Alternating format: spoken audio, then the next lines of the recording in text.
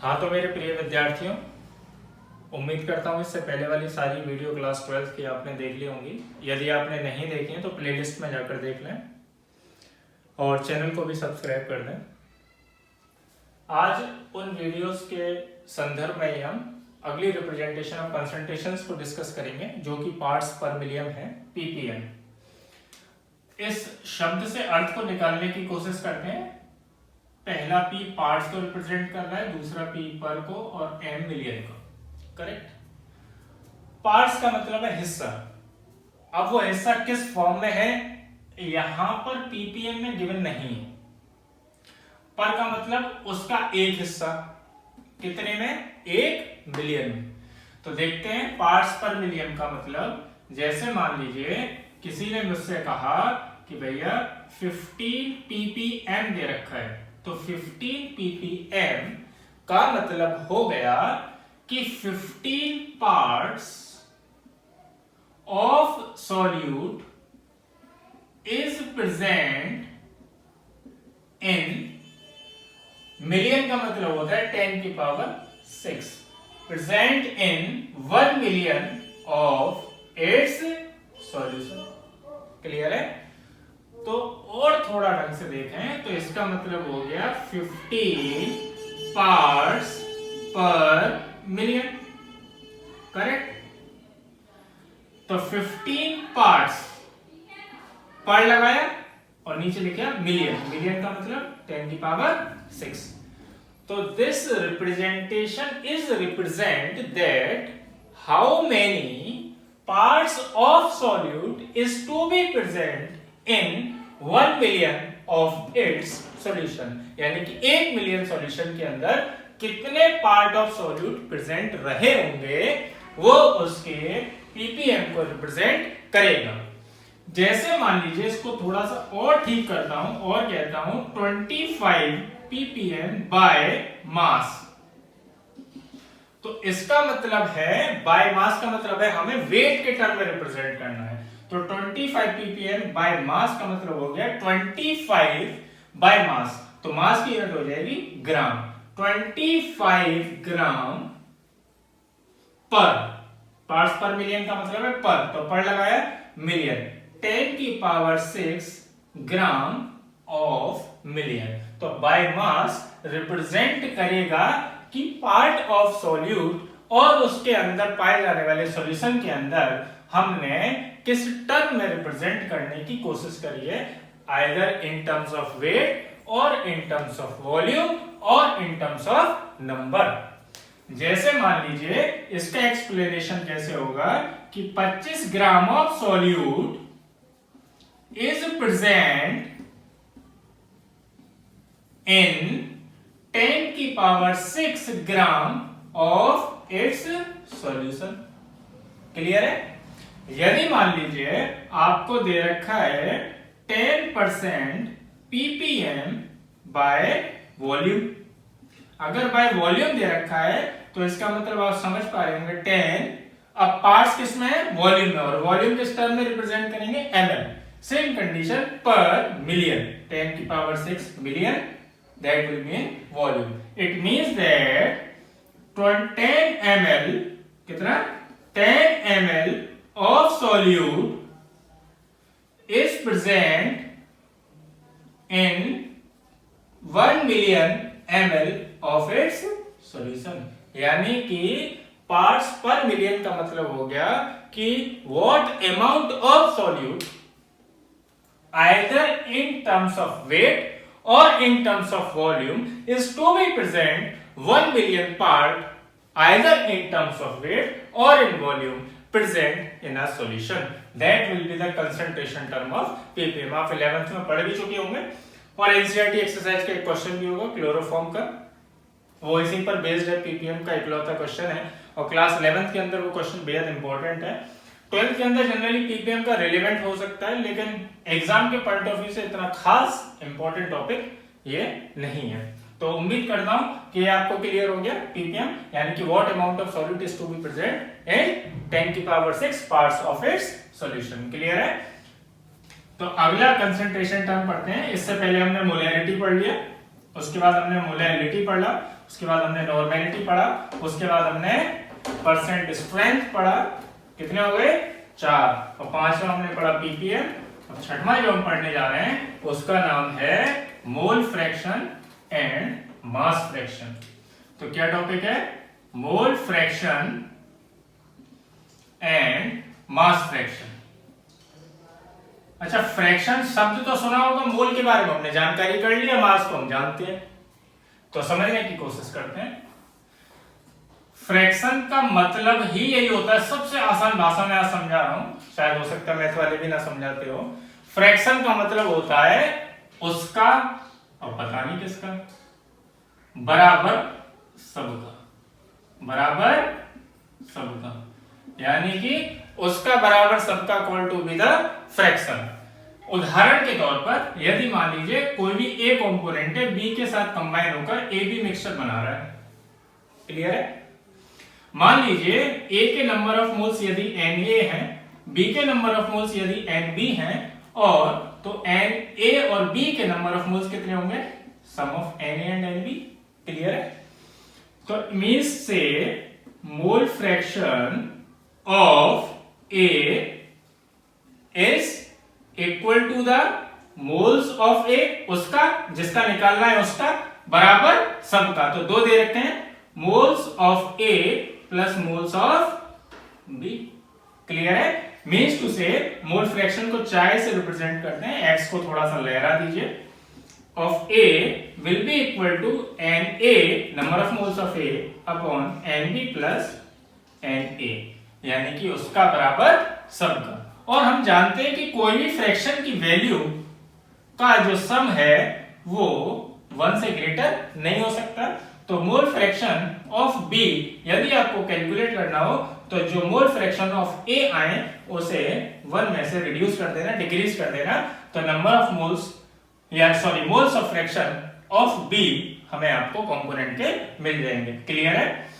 अगर आप यदि इस तरीके से करना चाहें तो similarly mole fraction of B, तो बी का निकालना तो लिखेंगे number of moles of B upon number of moles of A plus number of moles of B, यानी कि जिसका निकालना उसे ऊपर रखेंगे अपॉन टोटल। यदि मान लीजिए 3 दे रखे होते तो नीचे लिखते हैं number of moles of A plus number of moles of B plus number of moles of C.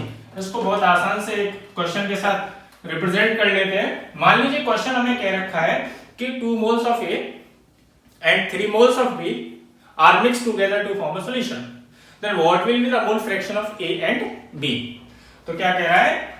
2 moles of A and 3 moles of B दोनों को मिक्स कर एक सॉल्यूशन बनाया गया और उनके दोनों कंपोनेंट का मोल फ्रैक्शन कितना रहा होगा, क्लियर है?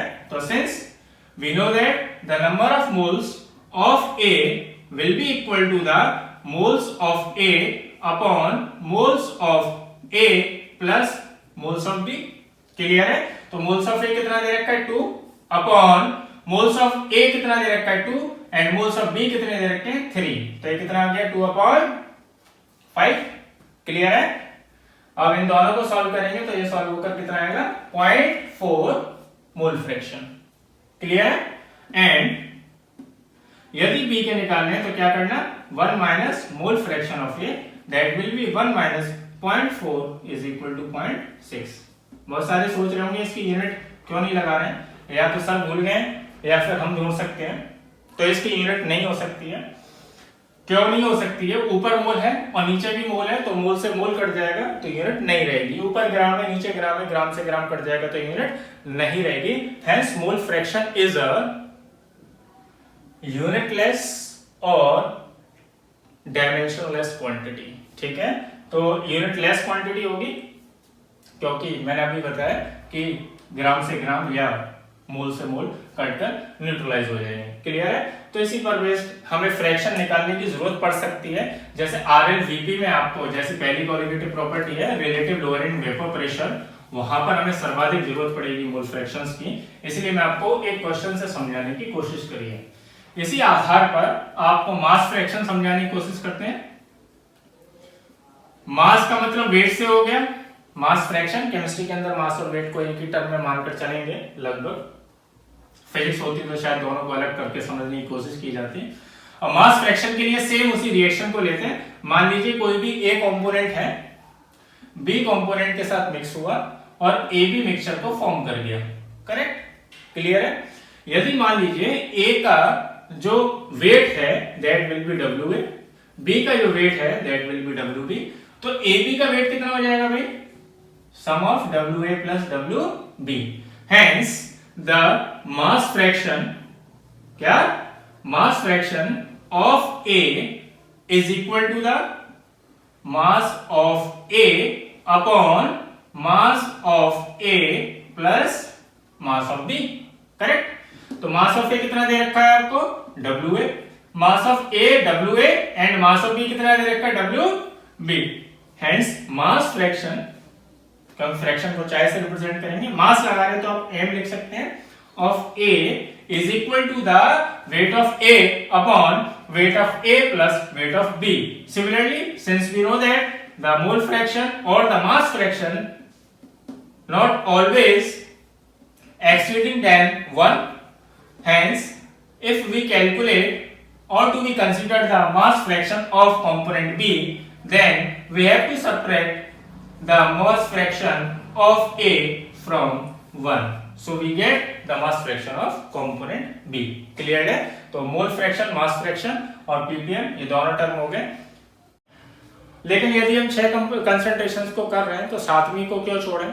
अगर ये 7वीं भी हो जाएगी तो इसके अलावा कोई 8वीं कंसंट्रेशन यानी कि रिप्रेजेंटेशन ऑफ कंसंट्रेशन पॉसिबल नहीं होती है, तो इसलिए हम इसको समझने की कोशिश करेंगे। दूसरी बात, फॉर्मेलिटी को समझने के लिए कुछ भी समझने की जरूरत नहीं है। मेरे कहने का मतलब ये है कि फॉर्मेलिटी बिल्कुल एग्जैक्ट मोलैरिटी की तरह होती है। किसकी तरह होती है? मोलैरिटी, यानी कि कैपिटल एम की तरह होती है। तो फर्क क्या है? मोलैरिटी किसी भी वेट ऑफ सॉल्यूट्स के लिए निकाली जा सकती है, जबकि फॉर्मेलिटी केवल आयोनिक सॉल्यूट्स के साथ निकाली जाती है। बस इतना सा फर्क है। तो आप कहेंगे कि फॉर्मेलिटी का मतलब हो गया, it is defined as that one formula unit, number of moles of one formula unit of solute is present in 1 liter called to be the formality. क्या? Formula unit. तो फॉर्मूला यूनिट का मतलब है आयनिक solutes को लेकर। तो molarity का formula क्या होता है बेटा? Weight of solute into 1000 upon molecular weight of solute into volume of solution, that will B ml, correct. अब फॉर्मेलिटी का मतलब क्या होगा? बस यहां से सॉल्यूट हटाकर एग्जैक्ट करेंगे weight of ionic solute into 1000 upon molecular weight of formula unit into volume of solution. इतना फर्क होगा, कोई फर्क नहीं है। वेट ऑफ सॉल्यूट के लिए निकाली जाएगी। मेरे कहने का मतलब है मोलैरिटी से आप CO3 निकालेंगे और फॉर्मेलिटी से आप CO3 2- निकालेंगे, यानी कि आयोनिक सॉल्यूट जिसकी खोपड़ी का किसी प्रकार का आयन लग रहा है पॉजिटिव या नेगेटिव, उसके लिए फॉर्मेलिटी ज्यादा कैपेबल होगी rather than the calculation of molarity. Suppose करिए इसी को मैं एग्जांपल बना लूं और ये कहूं कि 30 gram of CO3 2- is present in 100 ml of solution, then what will be the formality? Formality क्या होगी? तो देखना 30 ग्राम ऑफ CO3 2- तो वेट निकालेंगे। तो वेट कैसे निकालेंगे? कार्बन का 12 प्लस 3, क्योंकि ऑप्शन 3 है, गुणा 16, तो यह आ जाएगा 12 प्लस 48 इज इक्वल टू 60 ग्राम। बहुत सारे सोचते हैं 2 को भी जोड़ देंगे। आयंस का वेट से कोई मतलब नहीं होता, ये एग्जैक्ट वैसे ही निकालेंगे जैसे हम शुरू से मॉलिक्यूलर वेट को निकालने की कोशिश कर रहे हैं। तो सिंस फॉर्मेलिटी का फॉर्मूला लगाएंगे, वेट ऑफ आयनिक सॉल्यूट कितना दे रखा है? 30 gram into 1000 upon molecular weight formula unit का कितना दे रखा है? 60 इंटू कितना दे रखा है? वॉल्यूम 100। तो इसको सॉल्व करेंगे तो 2 0 से 2 0, ये कितनी बार में गया? 2 बार में, ये गया 5 बार में, तो कितना आ गया? 5F। Hence the formality of this question will be 5F। Question ये था कि 30 gram of solute of CO3 2- is to be present 100 ml of its solution, then what will be the formality. तो सातों रिप्रेजेंटेशन यहाँ पर आकर खत्म हो जाती हैं, क्योंकि रिप्रेजेंटेशन ऑफ कंसंट्रेशंस को हमने शुरू से लास्ट तक पढ़ लिया है। यदि आप लोगों ने चैनल्स को लाइक एंड सब्सक्राइब नहीं किया है तो उसे कर दीजिएगा, और एक बार रिव्यू अगर लेना हो तो वो सारी की सारी रिप्रेजेंटेशन ऑफ कंसंट्रेशंस को देख लेना। ये सारे के सारे टॉपिक्स क्लास 11 और 12 दोनों के लिए बेहद इंपॉर्टेंट है। हो सकता है कुछ लोगों ने जान लिया हो और कुछ लोग नहीं जान पाए हो, तो इनकी लगातार प्रैक्टिस करते रहे। क्वेश्चंस जहां से मिले वहां से लगातार उन क्वेश्चंस को देखते रहे, करते रहे। क्लियर है? Thank you for watching this video.